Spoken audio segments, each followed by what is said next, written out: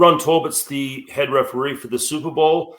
And like every other game, you have a mixture, except for the Buffalo Ravens game, where it was essentially a Carl Shepard's crew. You have Torbert as a head referee. And then that front four, you've got Torbert, Hussey, a Kemp referee, Scott Novak referee, patrolling the line of scrimmage and, the front part of the field. And then on the back end, you've got officials from the Trey Blake, Sean Smith, and Clete Blakeman crews. So I've done a basic analysis this week in my article on sharpfootballanalysis.com. When you do the averages for each crew and then what they would look to enforce, offensive holding is one that would be above and beyond with the makeup of this particular crew.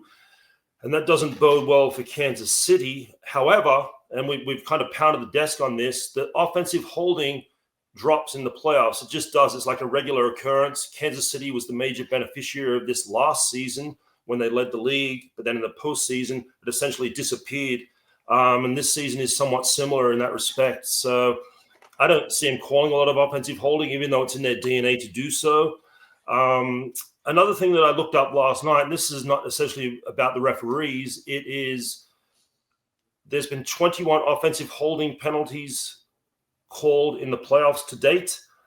The Philadelphia Eagles, their defense has generated 9 of those. I think it was 5 against the Packers and 4 against the Rams.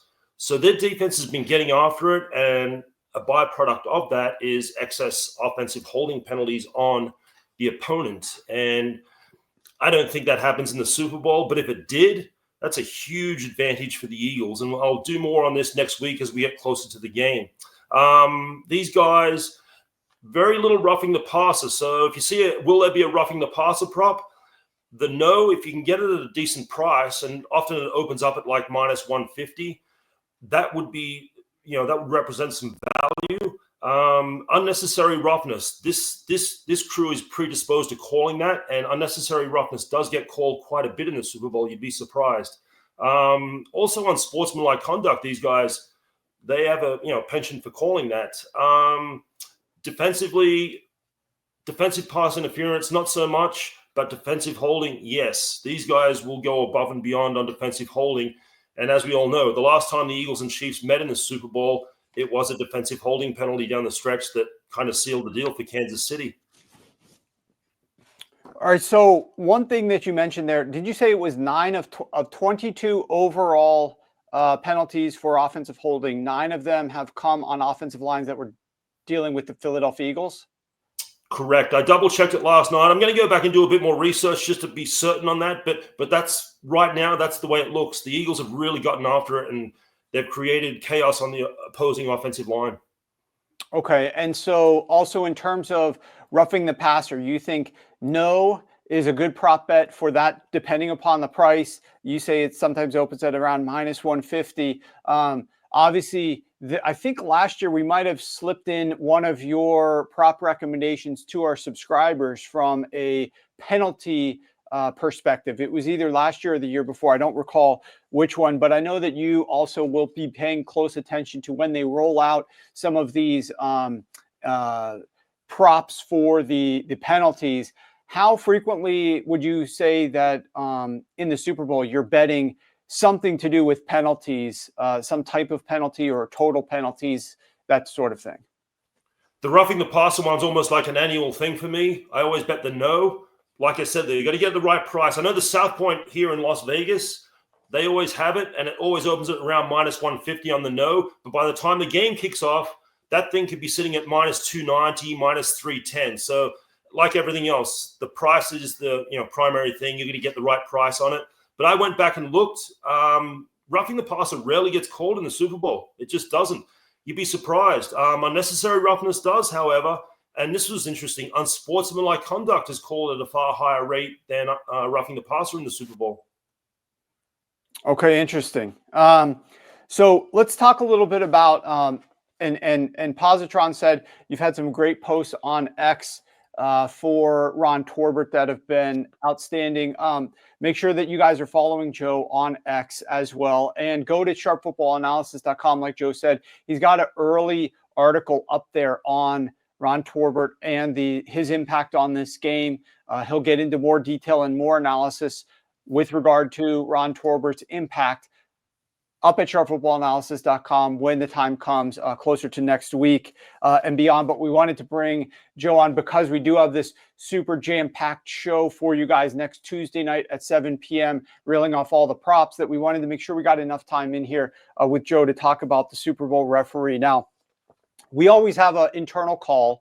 I'll just pull back the curtain here a little bit, Joe. We have an internal call every single week where we discuss some of the angles and some of the things that we think are important for that week. And I always give you the mic and let you talk a little bit about referees and which ones you think are going to be the most impactful on the week during those internal meetings.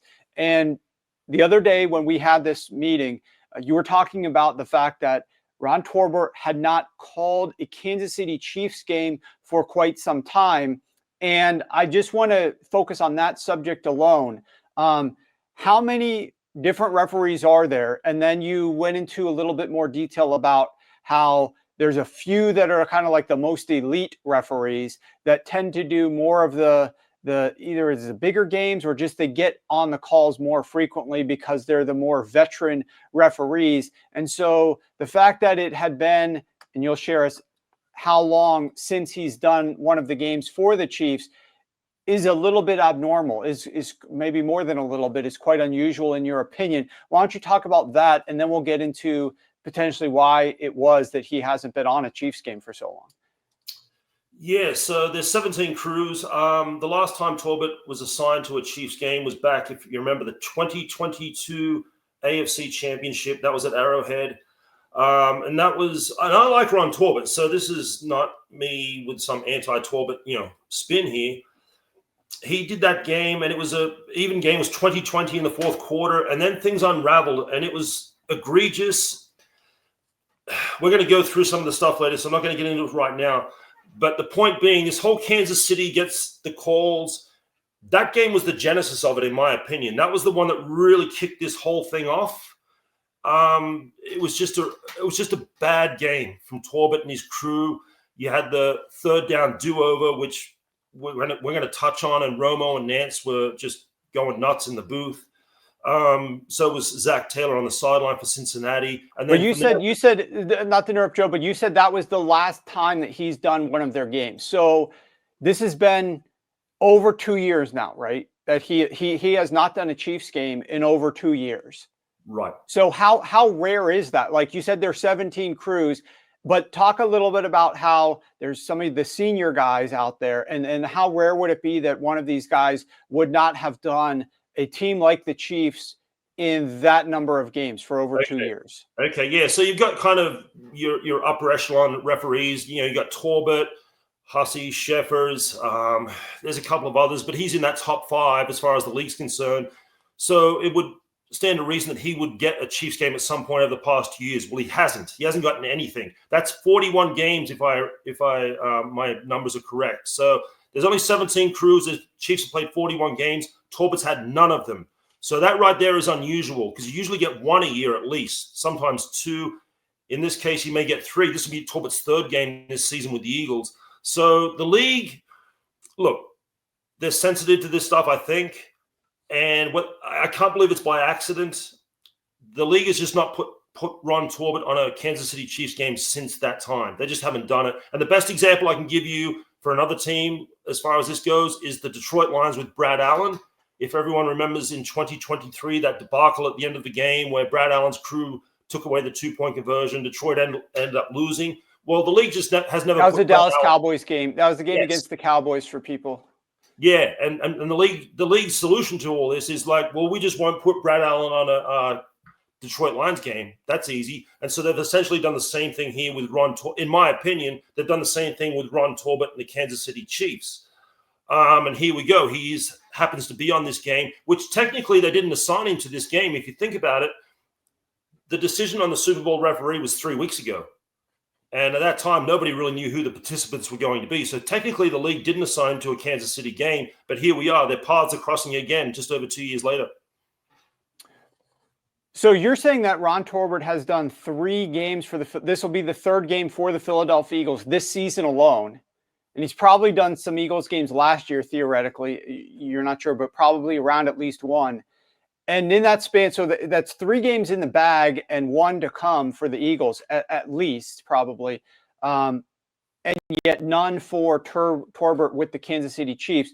So I wanted to bring up that was pretty shocking to me. I was asking you a lot about this on our call the other day. Like, wow, that seems pretty crazy. The odds that this guy has not been assigned to one of those games when he is one of the more upper echelon, more veteran NFL referees, and the Kansas City Chiefs are always in these big marquee games, that this guy would not be put on those games. But it does make sense when you get to the point that, like, if there's an incident with a team where something is a little bit sketchy, the league tends to not put the guy back on that team's game if they can help it, and just remove him and have him navigate through the rest of the league, just like with Brad Allen and the Detroit Lions after that call against the Dallas Cowboys. So Joe, did I get that right? Like, I wanted to kind of share your perspective on all of this, because you're the ref expert and you're the one who had all these comments on our last internal call. I just wanted to lay it out for people as we head into the Super Bowl, considering he's doing this game. Did I get that right with regards to some of the observations you had about this game and the unusualness surrounding it? Yeah, you're right on the money. The league is telling us by their actions that obviously that game was egregious, and their solution, as we mentioned with the Cowboys, Lions, and Brad Allen, is to just keep Torbert and the Chiefs separated. That way you don't have to rehash any of this stuff. And if there's a bad call that goes the Chiefs' way or against the Chiefs' opponent, then people would go back and point to this particular game. The league has essentially avoided that, but here we are for Super Bowl 59, and Torbert and the Chiefs' paths cross once again after 2 years. So it's going to be really interesting to see. Hopefully there's nothing. None of us want anything silly to happen in this game from a refereeing perspective. We want a clean game. Winner gets decided on the field by the players and the coaches, and that's it. So hopefully that's the case.